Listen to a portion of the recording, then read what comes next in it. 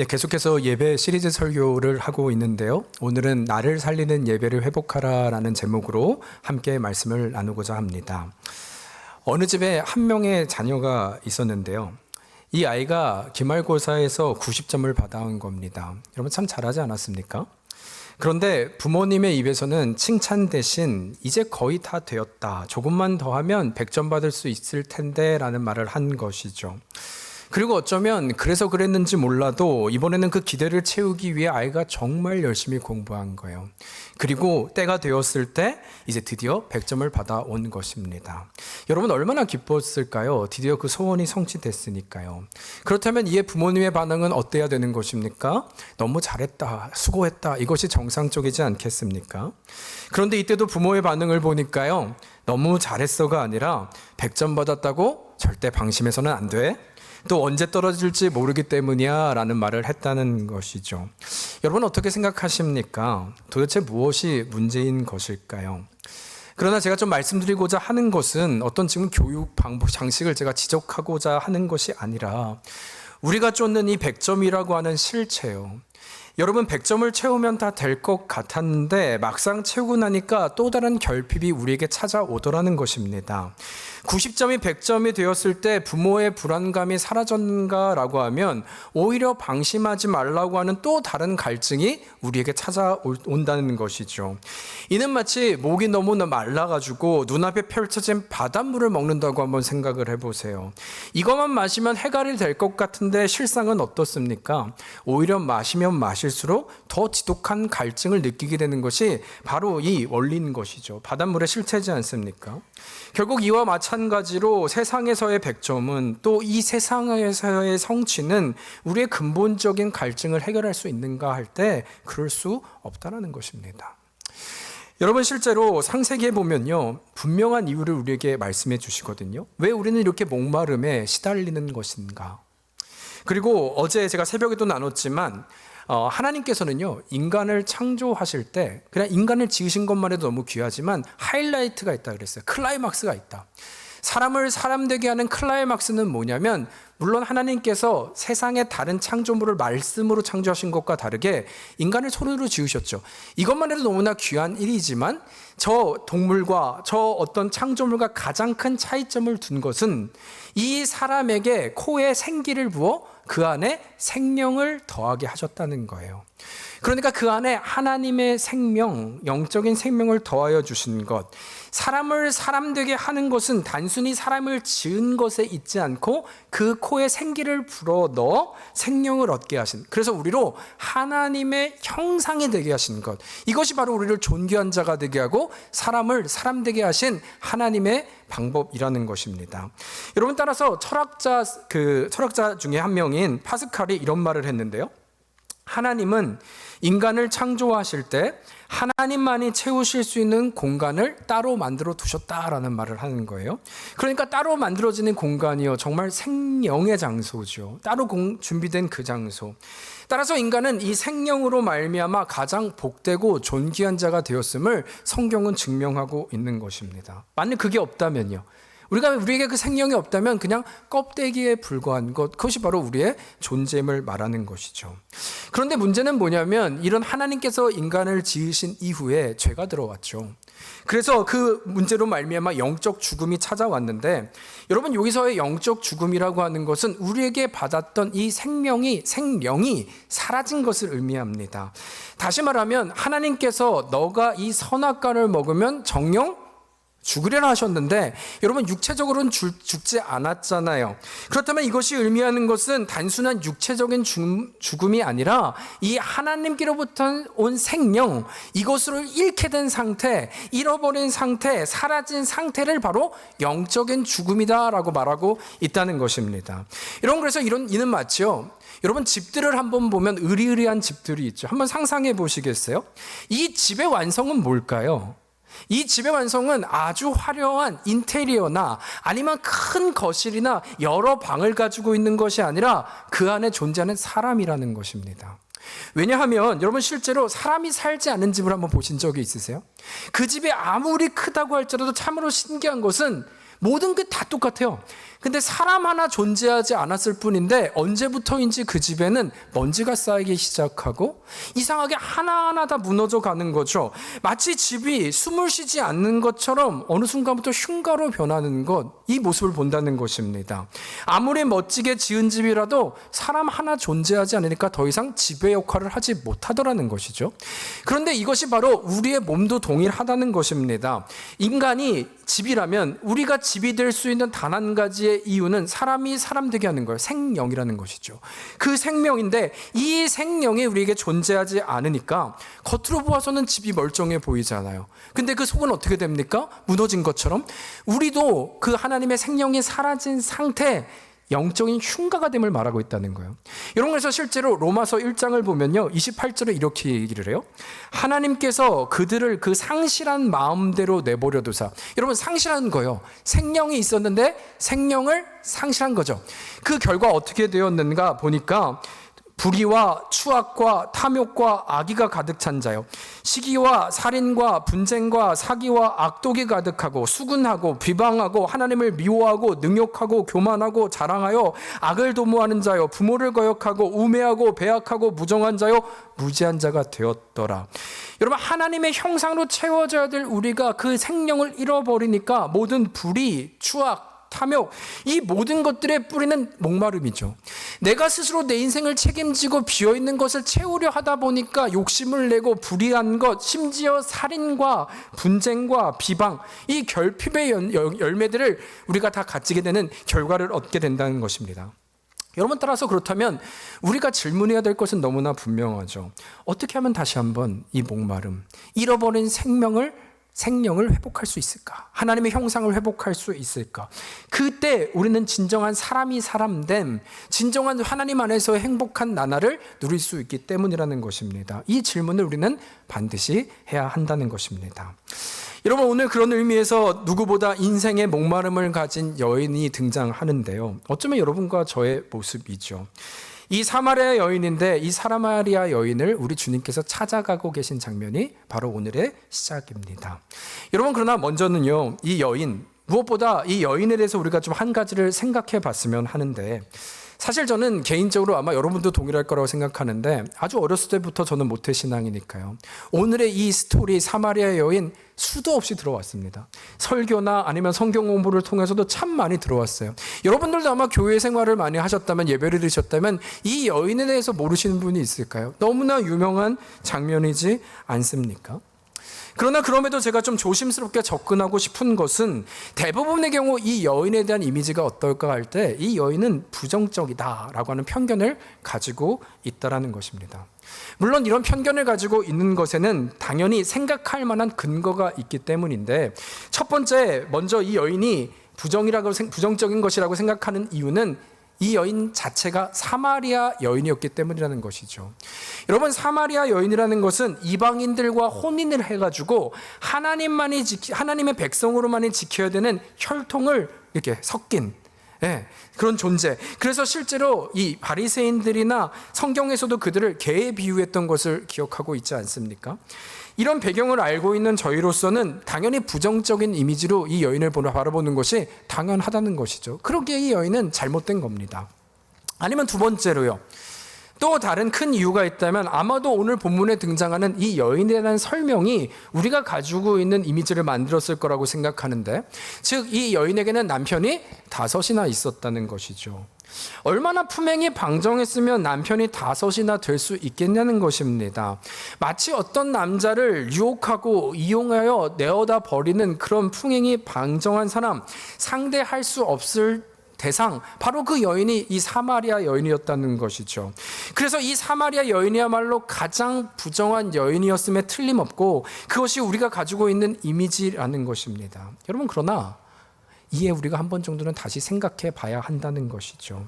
이것을 우리는 반드시 좀 짚고 넘어갔으면 하는데, 왜냐하면 먼저는 여러분, 말씀드린 대로 사마리아인이기 때문에 이 여인은 부정하다고 하는 이 정의요, 만일 이 정의가 맞다면 혹시 예수님께서 저 바리새인들에게 쓰셨던 비유 중에 어느 날 유대인이 강도를 만나게 됩니다. 그 비유를 기억하십니까? 그때 강도를 만나게 됐는데 첫 번째는 제사장들이 지나가요. 두 번째는 레위인이 지나갑니다. 근데 아무도 그 유대인을 도와주지 않죠. 그런데 그때 전혀 예상치 못한 일이 벌어졌는데 바로 누가 다가가요? 사마리아인이 다가가서 그를 고쳐주고 그를 치료해 주었다는 것이죠. 그러면서 예수님께서 바리새인들에게 말하기를 이 중에 누가 참된 진정한 이웃이냐라고 물었다는 것입니다. 여러분, 따라서 우리 또한 만일 이 단지 여인이 사마리아인이기 때문에 부정한 여인이다라고 정의하고 있다면 이제 여러분과 저는 누가 되는 거냐면요, 예수님이 말씀하신 너의 진정한 이웃이 누구냐라고 할 때 물었던 바리새인들이요, 이들은 선입관을 가지고 정죄해버린 사람들인데 바로 우리도 동일한 입장에서 정죄하고 있다면 그 바리새인이 바로 우리의 모습임을 말하고 있다는 것이죠. 아니면 두 번째요, 남편이 다섯이란 부분은 어떨까요? 그야말로 품행에 방정한 것이죠. 그러나 그럼에도 우리가 반드시 짚고 넘어가야 할 것은, 여러분, 그 당시 여자가 남편을 버리는 것이, 남자를 버리는 것이 가능했을까라고 하는 질문입니다. 그러니까 이것이 그 당시의 문화와 사회상 여자가 남자를 버려 이것이 가능했느냐라고 묻는다면 여러분, 이것은 불가능했다는 거예요. 이것은 가당치도 않았다는 얘기죠. 그 당시 어떤 여인도 내가 저 남자가 싫다고 해서 떠나보내거나 결정할 수 있는 권한이 주어진 여인은 아무도 없었다는 것입니다. 여러분, 다시 말하면 지금 이 여인은 어찌 보면 가해자가 아니라 피해자라는 거예요. 한 명도 아니고 5명에게 버림을 당했다는 것을 말하는 것이고, 이제는 어쩌면 더 이상 내가 그 누구도 믿지 않겠어, 나는 그 사람도 그 어떤 남자도 믿지 않겠다고 다짐을 했지만, 여러분, 인생이라고 하는 것이요, 상황이라고 하는 것이요, 그 상황에 이번에는 뭔가 다르겠지라는 생각으로 또 붙잡지 않았겠습니까? 그러나 또 다른 누군가를 붙잡아 봤지만 결국 다가온 것은 또 처참하게 5명에 버려진 그 결과였다면 지금은 그야말로 그냥 상처투성인 거예요. 어떤 희망과 기대는 할 수 없는, 그래서 이제는 사람들이라면 치를 떨게 되는 현재의 모습, 그것이 바로 이 사마리아 여인의 현재의 모습이었음을 우리는 바라봐야 한다는 것입니다. 여러분, 그래서 생각해 보세요. 왜 이 낮에 물을 뜨러 왔다고요? 이제는 더 이상 사람들과 마주치는 것조차 원치 않는 그의 중심이요, 그 마음을 저는 대변하고 있다고 생각을 합니다. 더는 상처받고 싶지 않는 거예요. 여러분, 충분히 이해할 수 있지 않습니까? 지금이야말로 바로 그 상황이었다는 것이죠. 여러분, 그런데 이런 처참한 상황에서 이제는 다른 분이 아닌 예수님이 이 여인에게 다가오고 질문을 하고 있는 상황입니다. 먼저 다가오더니 7절에 이렇게 물으세요. 사마리아 여자 하나가 물을 길러 왔음에 예수께서 물을 좀 달라 하시니, 너무 간단하죠? 주님이 나에게 물 좀 주겠냐고 묻고 있는 장면인 것입니다. 여러분, 저는 아마 이 여인 너무나 놀랐을 거라고 생각을 하는데, 왜냐하면 그 당시 유대인 남자가 물을 달라고 하는 일은 없었기 때문입니다. 아니, 불가능했기 때문이라는 거예요. 그래서 그 여인은 예수님께 이런 질문을 하는데 9절입니다. 사마리아 여자가 가로되 당신은 유대인으로서 어찌하여 사마리아 여자 나에게 물을 달라 하나이까 하니, 이는 유대인이 사마리아인과 상종하지 아니함이로라. 여러분, 이 말은 마치 어찌 나 같은 하찮은 사람에게 물을 달라고 하십니까? 어떻게 그렇게 구할 수 있습니까? 굉장히 겸손한 질문 같죠. 여러분, 그러나 리델보스라고 하는 신학자는요, 이 여인의 질문을 좀 다르게 해석하는데, 이 말은 사마리아 여인인 내가 어찌 유대인인 당신에게 물을 구할 수 있습니까? 라고 하는, 유대인을 높여서 하는 말이 아니라 오히려 비아냥됨과 불만을 토로하고 있는 질문이라는 거예요. 그러니까 어찌하여 유대인이라는 당신이 사마리아인 여인 나에게 이것을 구할 수 있습니까? 차라리 목말라 죽는 것이 낫지 어떻게 유대인 남자가 사마리아 여인에게 자존심 다 버리고 구할 수 있습니까? 당신은 정말 자존심도 없습니까? 라고 비웃고 있는 장면이라는 것이죠. 당신이 진정 유대인이라면 당신은 나에게 이것을 요청하면 안 된다는 것, 그 비웃음이 섞인 질문이 바로 이 대목이라는 것입니다. 여러분, 그런데 놀라운 것은 이때부터 예수님과 이 여인과의 동문서답이 계속 이루어지게 되는데요. 먼저는 우리 주님 정말 이 의미가 무엇이었는지 모르지만 아랑곳하지 않고 10절에 말씀을 하시는데, 만일 하나님의 선물과 또 내게 물 좀 달라 하는 이가 누군지 알았더라면 내가 그에게 구하였을 것이고 그가 내게 생수를 주었으리라. 그러니까 너가 내가 누군지 알았다면 생수를 구했을 거야 라고 말을 하는 거죠. 그러자 이제는 그 말을 들은 여인이 굉장히 흥분해서 말을 하는데 11절입니다. 11절은 좀 같이 읽어볼까요? 시작.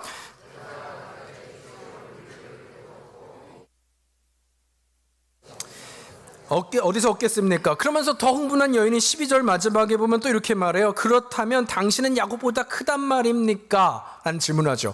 그러니까 이게 말이 된다는 얘기입니까? 라는 걸. 여러분, 지금 이 질문은 단순한 이상한 질문하는 것이 아니라 굉장히 따짐에 가까운 얼투라는 것을 기억해야 돼요. 그게 말이 됩니까? 당신이 저 야곱보다 크단 말입니까? 당신이 뭔데 나에게 생수를 줄 수 있단 말입니까? 따지듯이 묻고 있는 이 상황이라는 것이죠.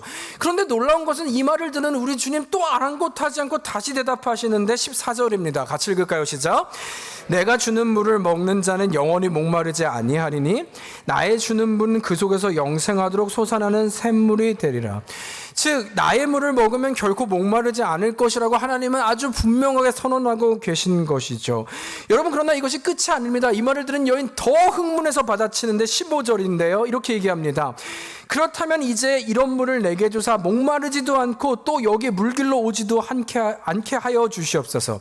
여러분, 지금 흥분하고 있다 그랬죠. 그렇다면 이 구절도 어떤 요청처럼 보이지만 그 말을 하는 것이 아니라, 그렇다면 당신이 하실 수 있다면 나에게 그 물을 달라는 거예요. 그래서 이거 나도 이제 사람들 눈치 보지 않고 살 수 있게끔, 아니 더 이상 상처받지 않고 이 우물가도 낮에 오지 않아도 될 만큼 그 물을 나에게 달라. 그냥 말만이 아니라 현실의 그 물을 달라고 따듯이 말하고 있는 것입니다. 결국 정리하면 이 여인이 정말 속에서부터 외치고 싶었던 말은, 주님께 정말 하고 싶었던 말은 당신이 내 인생에 대해서 뭘 안다고 말하냐고 말하고 있는 거죠. 당신이 나에 대해서 뭘 안다고, 뭘 알게 해준다고, 뭘 줄 수 있다고, 목마름을 해결해 줄 수 있다고 말할 수 있냐라는 것입니다. 이전에도 수많은 남자들이 나에게 그렇게 말했다는 것이죠. 수많은 남자들이 나한테 와서 나를 이용하고 나를 채워주겠다고 이번엔 다를 거라고 말을 했지만 결국 그 결과가 늘 같았다면 당신은 다르냐고 얘기하고 있는 것입니다. 차라리 그렇다면 나는 또 속았고 버림받았고 절망했었다면 이제 나에게 필요한 건 당신의 그 말 말고 현실적인 물이나 달라고 얘기하는 것입니다. 그것이 나를 살릴 수 있으니까 더 이상 말하지 말고 그 물을 나에게 주세요. 실질적인 물을 더 이상 길러오지도 않아도 되는 그 물, 그것을 나에게 그냥 달라는 것입니다. 또 만일 당신이 그것이 줄 수 없다면, 이것이 당신이 나한테 줄 수 있는 것이 불가능한 것이라면 이제 더 이상 내 인생에 참견하지 말라는 거예요. 당신도 똑같은 존재라면 나한테 참견하지 말라고, 난 지쳤다 말하는 것입니다. 여러분이 여인의 다친 마음, 이 울부짖음, 이 상한 마음, 이것을 표현하고 있는 구절이 바로 흥분하며 드러내고 있는 이 여인의 고백이라는 것이죠. 여러분, 좀 느껴지십니까? 이 여인은 아팠던 거예요. 이 여인은 정말 아팠던 겁니다. 현실에 너무나 지쳤던 겁니다. 마치 바닷물을 먹은 후의 증상이요.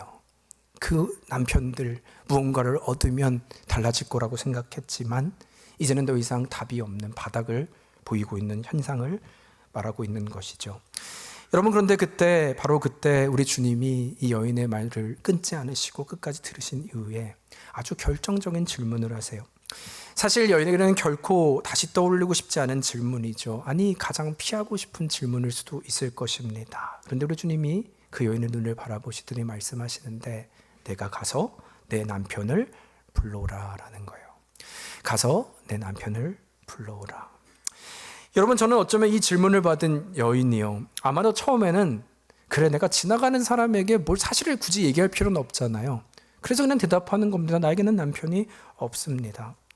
내 인생에 뭐 굳이 그렇게 말할 필요가 없겠느냐, 그냥 없다고 하고 넘어가자라고 하여 대답하고 있는 것이죠. 여러분, 그런데 문제는 그 답을 들으신 주님께서 연이어 대답을 하시는데, 내 말이 참되다 라고 말씀하시는 거예요. 내 말이 참되다. 너는 남편이 있었으나 또 지금도 남편이 있지만 그들도 내 남편이 아니니 내 말이 참되다 말하는 것이죠. 여러분, 그러나 여기서의 핵심은 우리 주님이 어떻게 하셨을까? 참 용하다가 아닙니다. 여러분, 그것을 본다면 잘못 본 것이죠. 그러나 여기서의 핵심은 정말 우리가 기억해야 되는 것은 사실 이 질문이요, 여인에게는 정말 잊고 싶은, 기억조차 하고 싶지 않은 상처라면, 그러나 주님께서는 오히려 이 상처를 건들고 계시다는 것을 우리는 주목해야 되는 것이고, 이 건든다고 하는 것은 아주 주님의 의도적인 계획이 있었다는 것이죠. 그것은 무엇이었을까 할 때 결코 상처를 드러내고자 하는 목적이 아니라 이 상처를 통해 진짜 목마름의 자리로 이 여인을 인도하고 있는 것입니다. 다시 말하면 예수님은 이 여인의 실패 뒤에 숨겨진 그 채워지지 않은 마음이요, 버림받고 싶지 않은 그 절규를 너무 잘 알아셨기에 이제는 바닥을 보게 하심으로 누구로부터 진정한 해갈이 이루어지는지, 누구로부터 채워지고 살게 할 수 있는지를 볼 수 있는 영적인 눈을 뜨게 하고 있다는 것이죠. 여러분, 정말 놀라운 것은 이 고백이 있은 후에 이제부터 이 동문서답 같은 곳 앞에 질문의 스타일이 좀 바뀌어지기 시작하는데요. 드디어 이 여인이 자신을 보게 되는 질문이 시작됩니다. 20절입니다. 20절 같이 읽을까요? 시작. 우리 조상들은 이 산에서 예배하였는데 당신들의 말은 예배할 곳이 예루살렘에 있다 하더이다. 여러분이 질문은 여인의 질문인데요. 어떤 의미냐면 사마리아 여인이라 그랬잖아요. 이 사마리아 사람들은요, 어디서 예배하냐 할 때 신명기와 출애굽기가 기준입니다. 그래서 그 당시 율법이 선포되는 장소가 그림신산과 에발산을 기억하시죠? 이 그림신산이 우리가 예배할 거라고 사마리아는 믿었다는 것이죠. 그래서 우리 조상들은 그림신산에서 예배하는 것이 맞다고 하고, 반면 유대인들은 성전 중심과 또 이 다윗의 언약의 신약을 갖고 있기 때문에 남쪽에 있는 예루살렘에서 예배를 드려야 된다는 거예요. 그래서 저 사람들은 예루살렘에 있다고 말하는데 지금 그 얘기를 하고 있다는 것이죠. 그러나 여기서 중요한 것은, 우리가 기억할 것은 이런 장소 논쟁이 아니고요, 우리가 한번 좀 생각해 봤으면 좋겠는데, 여러분, 만일 이 여인이 진정 하나님을 만난 경험이 있다면 사실 이 질문은 필요가 없습니다. 왜냐하면 여러분, 하나님은 어디나 계시기 때문이죠. 만약 이 여인이 정말 하나님을 만났다면 하나님은 장소를 뛰어넘는 분이심을 이 여인은 알고 있어야 된다는 것입니다. 그리고 다시 말해, 이 여인의 문제는 하나님에 대해 주워 들은 것은 많은데 한 번도 하나님을 진짜 만나서 그분 앞에 예배 드려본 적이 없다는 것이죠. 그러니까 이론은 있지만 정말 하나님이 누군지 모른다는 거예요. 마치 우리 인생과 같은 것이죠. 우리도 하나님을 압니다. 근데 우리도 동일한 질문인 거예요. 왜 채워지지는 않는가 할 때 우리도 많은 지식은 있었습니다. 그러나 동일한 이유요, 수백 번의 예배를 드린다 할지라도 누가 만난 하나님을 알고 어디서 드리는 예배에 대한 이론은 있지만 그 주님을 만난 적이 없을 때 우리는 끊임없이 5명의 남편을 의지하고 또 무언가를 의지하고 무언가로 계속해서 나의 목마름을 찾아가는 것, 동일한 인생을 사는 것, 우리의 모습일 수 있다는 것이죠. 여러분, 그러나 이에 주님께서 아주 분명한 답을 주시는데 21절입니다. 함께 21절 읽겠습니다. 시작. 예수께서 이르시되 여자여 내 말을 믿으라. 이 산에서도 말고 예루살렘에서도 말고 너희가 아버지께 예배할 때가 이르니라. 아멘. 우리 먼저 아멘 할까요? 아멘. 너무나 분명하죠. 예배는 어디에서 시작되는가? 장소가 아니라 이제는 내 말을 믿으라. 나로 말미암아 말씀하시는 거예요. 예수 그리스도로 말미암아. 너는 나로 말미암아 이제는 온전한 예배, 하나님을 만나는 예배, 그리고 이 목마름이 해결되는 예배, 그 인생이 다시 살아나는 예배를 너가 보게 될 것임을 약속하고 있는 것이죠. 즉, 이 모든 것 예수 그리스도 안에서 그분을 만날 때만 진정한 목마름과 해갈이 될 수 있음을 말씀하고 있는 줄 믿습니다. 여러분, 그래서요, 제가 말씀을 시작할 때 이런 말씀드렸죠. 인간의 창조의 하이라이트가 있다. 클라이막스가 있다. 그때는 언제라고요? 그 코에 생기를 불어넣어 주어서 하나님의 형상이 되었을 때. 그런데 문제는 우리가 죄로 인하여 이 생기를 잃어버렸잖아요. 그래서 질문 드렸잖아요. 그럼 우리가 어떻게 그것을 얻을 수 있을까? 여러분, 히브리서 1장 3절을 보면 이렇게 고백하세요. 상반절인데요. 이는 하나님의 영광의 광채시요 그 본체의 형상이시라 하는데, 여기서 이는요, 예수 그리스도를 가리킵니다. 여러분, 예수 그리스도는 하나님의 영광의 광채신 줄 믿습니다. 하나님이시죠. 근데 놀라운 건 그 이후에 보니까 그는 또한 본체의 뭐래요? 형상이시래요. 예수 그리스도가 형상이시래요. 근데 놀라운 건 에스겔서 11장 19절에 보니까 내가 그들에게 한 마음을 주고 그 속에 어떤 영을? 새 영을 주며 금에서 돌 같은 마음을 제거하고 살처럼 부드러운 마음을 주어. 또 에스겔서 36장 26절을 보면 같이 읽겠습니다. 시작. 또 새 영을 너희 속에 주고 새 마음을 너희에게 주되 너희 육신에서 굳은 마음을 제거하고 부드러운 마음을 줄 것이며. 다시 말하면 타락한 우리의 돌 같은 마음이요, 굳은 마음이요, 상실된 마음, 그러나 무엇으로 회복할 수 있냐 할 때 새 영이요. 어떤 영이요? 예수 그리스도의 형상, 그 예수 그리스도의 형상의 예수의 영, 생영이 우리 안에 함께하여 주실 때, 성령의 은혜죠. 하나님의 우리와 함께하여 주심으로 이제는 그 모든 더러움과 죄악과 약함과 돌 같은 마음을 제거하여 주시고 우리의 목마름이 예수 그리스도로 채워지게 하시겠다 약속하신 그 주님의 은혜인 줄 믿습니다. 여러분, 이것이 우리가 믿는 거예요. 이것을 주님께서 믿으라 말씀하신 것입니다. 다시 그래서 우리가 주님을 만날 때에만 이 목마름 목마름이 해결되고 그 안에 답이 있음을 주님께서 우리에게 약속하고 계신 줄 믿습니다. 이것이 믿어지는 여러분과 제가 되기를 주님의 이름으로 축원합니다. 여러분, 한 목사님이 계셨는데 이 목사님이 목회하실 때 어느 교회에서 한 젊은 부부를 만났대요.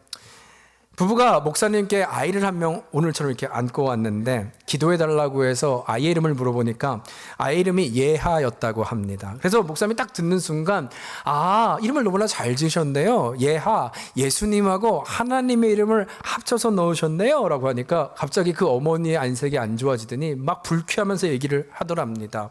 목사님, 그게 무슨 말씀입니까? 아이의 예하라는 이름의 뜻은 예일대하고 하버드에 합친 이름입니다. 네, 그랬다는 거죠. 예일대하고 하버드 합친 이름입니다. 무슨 그런 예수님하고 하나님의 이름을 말합니까? 여러분, 작년 10월이요. 저희 교회 사경의 말씀을 전해주신 그 목사님을 기억하시죠? 유인현 목사님이었는데 그때 개인적으로 참 많은 얘기를 나눴거든요.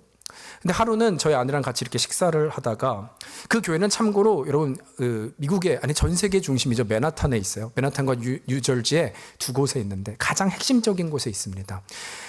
좀 특이한 점이 있다면 교인들의 대부분이 20, 30대로 구성되어 있고 인원수가 한 1000명 된다고 그러시더라고요. 굉장히 젊죠. 여러분, 그 아이들이 누구로 구성되어 있냐면 다 엘리트예요. 예일대, 하버드 아이들이 주류를 이루고 있다고 합니다. 여러분, 근데 굉장히 제가 식사를 하면서 충격적인 얘기를 들었는데 저는 그 정도라면 그 퀄러티된 인생들이요. 근데 목사님이 얘기하시는데 너무나 충격적이게도 우리 목사니까 얘기하지만 상당수가 많은 경우 우울증 약을 복용하고 있다는 거예요. 언제 잘릴지 모르고 언제 내가 어떻게 될지 모르는 이 불안감에 매일매일을 살아 이들은 정말 새벽 예배를 하는데 절박하게 나온다고 합니다. 여러분, 이해가 되십니까? 그것이면 다 이룰 줄 알았는데 아니요. 그 이후에 또 다른 목마름이 90점이면 될 줄 알고 100점이면 될 줄 알았는데 그 이후에 또 목마름이 이들을 죽이고 있더라. 우울증 약을 먹고 자살 충동을 느끼고 가정은 깨져 있는 가정이 한두 명도 아니라는, 여러분, 너무나 충격적인 얘기를 들은 것이죠. 말씀드린 그 예일대와 하버드의 학생들이요, 청년들이요, 아니요 가정들이요. 여러분, 지난주에 제가 그런 말씀드렸습니다. 마귀의 속임을 기억해야 됩니다. 그들의 전략은 의심과 유혹과 거짓입니다. 내가 저 자리만 가면 행복해질 것이다. 그러나 여러분, 우리가 분별해야 될 것은 그것으로는 목마름 해결되지 않음을 우리가 봐야 한다. 주님께서 말씀하고 있다는 것이죠. 여러분, 따라서 우리는 한 가지를 결정해야 돼요. 우리가 자녀들이요, 아니요 우리의 신앙 속에 한 가지를 용납해서는 안 되는 것은 결코 그런 것들이 우리의 인생의 우선순위가 되도록 그 자리를 내어줘서는 안 된다는 거예요. 여러분, 우리의 신앙 앞에, 신앙이 문제가 아니라 이 진리를 우리가 안다면 그것들이 우리의 삶을 주도권을 가지도록 우리는 결코 용납해서는 안 되는 것, 이것이 바로 우리가 분별하는 진리를 아는 자들의 고백이 돼야 한다는 것입니다. 여러분, 놀라운 건 이제 이 여인이요, 저희가 읽진 않았지만 28절에 보니까 이 여인이 주님을 만나고 나서 이제는 우선순위가 아니라 내가 이 괴로운 삶, 힘든 삶, 그래서 나에게 실질적인 물을 달라고 외쳤던 그의 모습이었다면 이제는 그 물을 담아야 될 물동이요, 이것이 그 여인의 전부였는데 그것을 버려두고 이제는 사람들이 있는 도시 한가운데로 세상을 향해 뛰어갑니다. 여러분, 낮에는 사람을 피하기 위해서 갔던 그 여인, 우물가로 갔던 그 여인, 그러나 세상을 뒤로하고 절망적이었던 이 여인이 완전히 다른 사람이 되어 세상의 목마름이 아니라 그 답이 주님 안에 있음을 알자 완전히 다른 사람으로 변했다는 것이죠. 여러분, 주님 안에만 답이 있음이 믿어지는 저희가 됐으면 좋겠습니다. 여러분, 좀 말씀을 정리하면서 저는 좀 이런 생각을 했어요. 우리가 좀 한 가지 기억했으면 좋겠다. 여러분, 너무나 조심스럽지만 저는 이 메시지가 우리 자신에게 주는 메시지가 맞다라는 생각을 사실은 부인할 수가 없었는데요. 그런 의미로 좀 두 가지를 같이 정리하고 말씀을 마무리할까 합니다. 먼저는 이 자리에 우리 함께 예배를 드리고 있지만 혹시 수많은 세월 실제로 이 예배 자리는 나왔지만 아직 주님을 경험하지 못한 분들이 계십니까? 어쩌면 이 여인이요, 이 산에서 아니면 예루살렘에서 이런 얘기 많이 들었는데 여전히 내가 그 주님을 만나지 못해서 목말라 다른 곳에 자꾸 찾고 있는 분들이죠.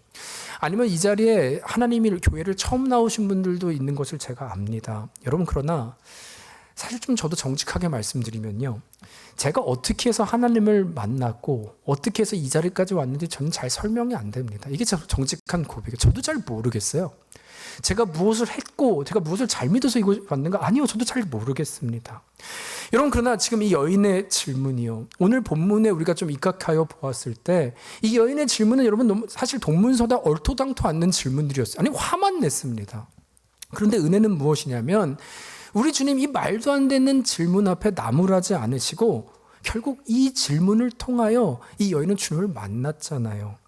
여러분, 저는 이런 도전을 해보고 싶은 거예요. 그냥 반복되는 이 예배 자리에 나왔던 분들이 있다면 한번 이 여인처럼 질문해 보면 어떨까 하는 거예요.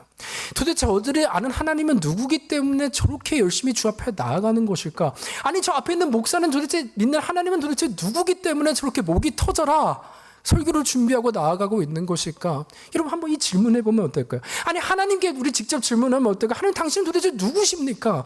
누구시기에 저들은 이렇게 예배하고 있는 것입니까? 여러분, 저는 잘 모르겠지만 오늘 본문을 이 여인이 그 고백이었다면 그때 이 여인은 하나님을 만나게 된 줄로 믿습니다. 여러분이 질문을 하셨으면 좋겠어요. 그냥 자리에 있는 것이 아니라 이번 한 주 이 질문을 가지고 하나님께 던지고 다시 우리가 만나는 은혜가 됐으면 좋겠습니다. 여러분, 저는 믿습니다. 이 질문을 하고 주님 앞에 나갈 때 하나님은 우리를 버리시지 않고 반드시 만나주시고 반드시 이루시고 반드시 우리와 같이 은혜를 더하시는 주님이 되실 줄로 믿습니다. 그러면 두 번째요, 동시에 여러분, 혹시 이 자리에 또 다른 이 현실의 여인이요, 모든 것이 절망스럽고 소망이 다 끊어진 것 같고 답이 없는 것처럼 보이는 분 계십니까? 여러분, 그러나 이때 또 한 가지 우리가 기억할 것은 우리 주님이 지금 이 사마리아로 찾아온 이유요, 여러분, 이것은 우연이 아니라는 것입니다. 우리 주님의 이 대화를 한번 다 떠올려 보세요. 기억해 보세요. 여러분, 예수님께서 우연히 이 여인을 찾아오신 것이 말이 됩니까? 아니요, 주님은 이 여인이 우물가에 올 것도 알고 계셨고 이 여인이 얼마나 부끄러운 대답을 하게 될 것도 우리 주님은 다 알고 계셨다는 거예요. 그래서 주님은 항상 제자들과 다녔지만 이 사마리아 이 장면은요, 다 제자들을 다른 곳으로 보내시고 혼자 이 여인을 만나기 위해서 오셨다는 거예요. 아니, 주님은 아주 정확하게 이 여인을 위해서 이곳에 의도적으로 오셨다는 것입니다. 여러분, 말씀드리고자 하는 것은 오늘 이 주일 예배요, 어떻게 보면 나의 익숙한 예배 아니면 거룩한 습관에 따라 나왔다고 생각하시는 여러분이 있을 수도 있습니다. 그러나 그것이 아니라는 거예요. 오늘 본문은 그것을 말하지 않고 우리 주님은 그렇게 우연으로 어쩌다가 만나시는 분이 아니라 그 약한 우리를 아시고 이 예배의 우물가로 여러분을 직접 찾아오시는 주님이 되시는 줄 믿습니다. 여러분, 그거예요. 우리 주님에게 우연이 없습니다. 제가 아까 주님을 어떻게 만났는지 모른다고 한 건 제 의도가 아니라 주님이 저를 찾아와 주셨기 때문이에요. 그 은혜가 이 자리에 내가 주님 앞에 고백하고 나의 주님 어디 계십니까 말할 때 주님은 이미 이 고백을 하시고 우리의 우물가 이 예배로 찾아와 주신 주님이 되어 주신다는 것입니다. 여러분, 그렇다면 이것이 믿어진다면 마지막으로요, 예레미야 29장 12절과 13절 우리에게 주시는 메시지를만 읽고 마치겠습니다. 함께 읽겠습니다. 시작. 너희가 내게 부르짖으며 너희가 온 마음으로 나를 구하면 나를 찾을 것이요 나를 만나리라. 여러분, 우리에게 목마름이 있는 거 압니다. 여러분, 없는 사람이 어디 있겠습니까? 그래서 상처받고 아프고 절망했던 우리의 모습이죠. 그러나 여러분, 내가 나온 게 아니라 정말 주님이 우리를 찾아오시고 그 시간이 이 시간에 믿는다면 이 부르짖으며 기도하면 주님께서 들으실 것이고 온 마음으로 나를 구하면 내가 나를 만나주리라 약속하신 이 음성이 들려지는 여러분과 제가 되기를 주의 이름으로 축원합니다. 여러분, 어디서요? 예배 자리요. 그래서 이 예배는 나를 살리는 거예요. 이 예배가 나를 회복하는 거예요. 내가 나오는 것이 아니라 이 예배가 나를 지켜주는 겁니다. 이 예배를 우리는 그래서 소홀히 여기는 것이 아니라 주님 앞에 기대가며 소망가며 하나님 또 나를 오늘 불러주셔서 나를 살려주시고 나에게 말씀하여 주시고 나로 회복되는 예배가 되게 하여 주시옵소서. 어떻게요? 부르짖는 자들에게 이 은혜를 더하여 주시겠다 약속하고 있다는 것입니다. 여러분, 안개 같은 안개 속에 걸어가는 2026년 시작이 될 수 있습니다. 그러나 우리에게는 내 감정과 안개가 아니라 이 약속에 하나님이 함께 하시는 줄 믿습니다. 그때 주님 내 안에 물동이를 내려놓고 주님이 주시는 생기로 가득 차는 인생 되게 하여 주시옵소서. 목마른 인생이 아니라 주님이 답이라고 하시니 나에게도 그 답과 채워짐과 능력으로 세상을 향해 달려갈 수 있는 용기와 은혜와 진리가 세상을 이기는 여호와 니시의 경험이 올 한 해 이루어질 수 있도록 성령님 주관하여 주시옵소서. 부르짖어 구하고 응답받아 살아내는 여러분과 제가 되기를 주의 이름으로 축원합니다. 여러분, 그런 마음으로 같이 우리 함께 찬양할까요?